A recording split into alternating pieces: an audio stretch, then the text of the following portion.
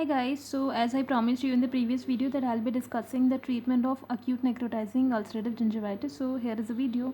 So how do we treat this acute necrotizing ulcerative gingivitis? So first of all we have to follow some objective by how are we going to treat this.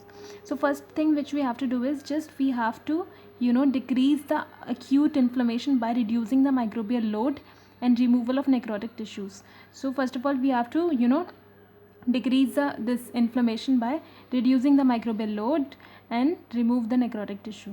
Okay, so this is our first objective. Second objective is alleviation of generalized symptoms which are fever and malaise. Okay, then is the correction of systemic condition. If at all there is any kind of systemic condition, then we have to control that, we have to correct that. So it include to initiate the condition which initiates or lead to progression of gingival changes. So we have to correct those conditions. So first of all we have to treat this inflammation, then remove the necrotic tissue, then we have to treat the symptoms which is fever or malaise or any other kind of symptoms, and then we have to correct the systemic conditions that contribute to initiation or progression of gingival changes. So based on these objectives, I have divided the treatment into 3 visits. Okay, in the first visit, our goal is to reduce the microbial load and remove the necrotic tissue. Okay, so what we do, we will just complete evaluation of the patient. We'll do the complete evaluation of the patient. We'll look inside the mouth of the patient. What is the problem?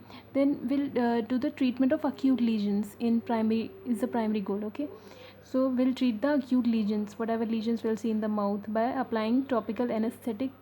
Okay, and after 2 to 3 minutes, gently swab, remove pseudomembrane and non-attached surface debris, whatever debris will be there. So in the first visit we just have to do the cleaning and all that. So acute lesions come, look, we'll treat that, and then we'll be cleaning it with the warm water.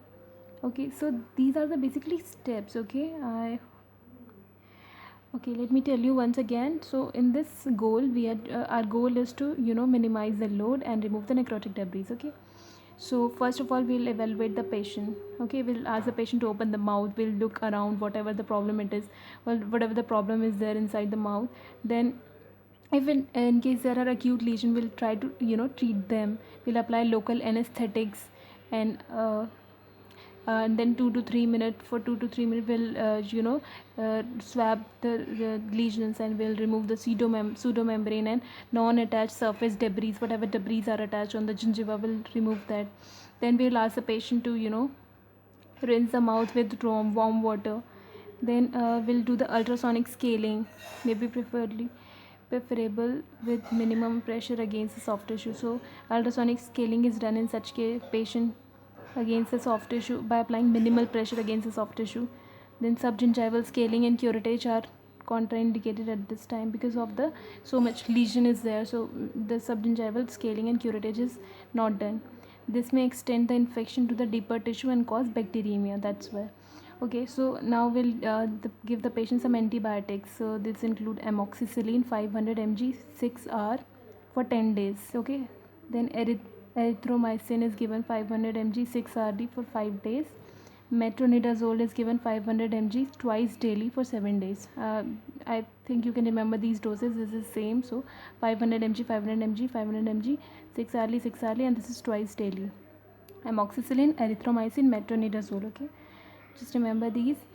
Okay, so after that you will also have to give some instruction to the patient. Your work is not yet done. Okay, after doing all this treatment, if you think okay your work is done, no, it's not done, because you will have to ask the patient to follow certain norms. You will ask the patient to stop tobacco, alcohol, or any smoking if he is doing. Okay, after that you will ask the patient to do the chlorhexidine rinse twice daily, in the morning as well in the night. Okay, use ultra soft brush. You will ask the patient to use the ultra soft brush. They are not supposed to use very hard brushing. Then you will give analgesic NSAIDs, ibuprofen is given. Okay, so these are the instructions which are given to the patient, and this was the treatment which you are doing in the first visit. I hope this is clear to you. I've made it very simple. Okay, so let's, if you are okay with this, so I'll move on to the next one.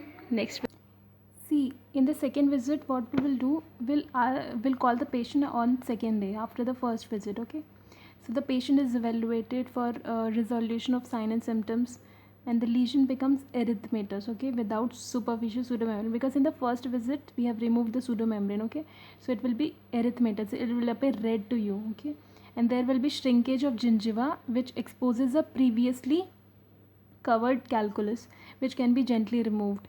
And again, you will give some instruction after removing and doing all these things. You will give some same instructions to the patient which were given earlier, that he has to avoid any kind of alcohol or smoking, and he or she has to do the hexidine mouth rinse, and also you gave some instruction about the ibuprofen and all that. So this is all. You just ask the patient to maintain the proper oral hygiene. Okay, in the second visit this is done. Okay, now in the third visit, what you will do, you will call the patient after 5 days.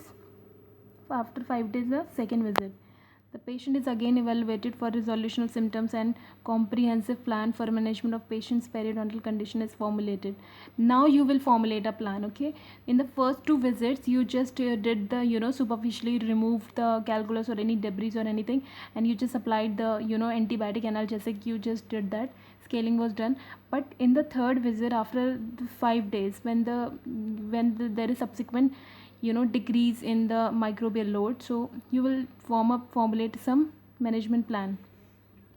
In this also, you will ask the patient to do the chlorhexidine mouthwash 2 to 3 weeks.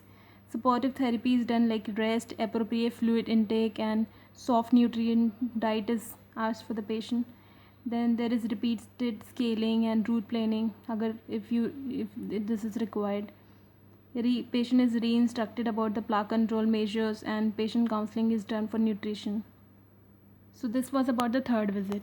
Now the patient should be scheduled for treatment if in case there is chronic gingivitis or periodontal pockets and pericoronal flap and local irritants. Okay, so the patient is re-evaluated after 1 month. After that, you send the patient, and with all these measures you ask the patient to follow the things, and then you re-evaluate the patient after 1 month. Okay, then there are some additional treatment consideration. This include contouring of gingiva, so that there is no further calculus deposition or any kind of plaque deposition. So there is contouring of gingiva is done, and nutrition supplements are given to prevent the patient from developing this again in the future, because it was due to the poor oral hygiene. Patient defense is not able to compete with those kind of microorganisms, so that's why nutrition supplement is given. Then how is this contouring of gingiva is done? You must be thinking now how it is done. So this is basically done periodontal plastic surgery, or reshaping the gingiva surgically. So what are the indications for this? It is basically done when there is loss of interdental bone, or there is loss of endopapilla, or there is formation of shelf-like gingival margins. Okay, it is done to restore the normal gingival architecture and for the aesthetic concerns. So this was all about the treatment. I know it's a bit complicated. You will find it difficult to learn, but yeah, once you will learn, keep revising it, so it will become easier for you. And these are some of the steps which we actually follow in our clinics, so it won't be a problem if you learn it properly. It will help you out in your viva theory as well as in your clinical practice also.